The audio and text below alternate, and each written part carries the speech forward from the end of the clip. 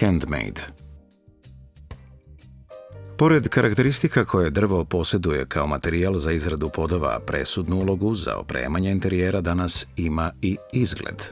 Tara u svojoj proizvodnji za završnu obradu koristi visoko kvalitetno ulje u kombinaciji sa voskom nemačkog proizvođača Ozmo, koje dolazi u 8 boja: bela, transparent, gold aron, crna, konjak, antik i mahagoni.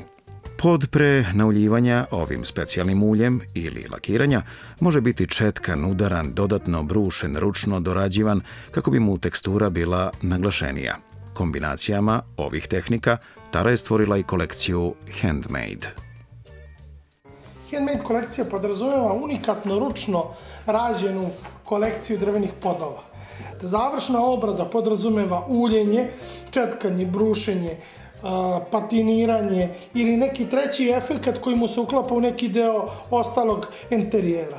Klijent bukvalno bira sve od tipa drveta, znači od vrste drveta, da li je to hrast, jasen, orah ili nešto četvrto, bira presek drveta, znači imamo kombinacije masiva, višeslojnog, velikih dimenzija. To je nešto što se razlikuje od klasičnih kolekcija koje su unificirane, znači u ovoj kolekciji klijent bukvalno bira sve što mu je želja. Bitno je znači da je kolekcija ručno rađena i da je svaki komad izbačenog poda potpuno unikatan i da se ne ponavlja više puta. U osnovnoj varijanti Handmade imamo neku osnovnu ponudu, 3 dekora, van toga sve predstavlja potpuni unikat.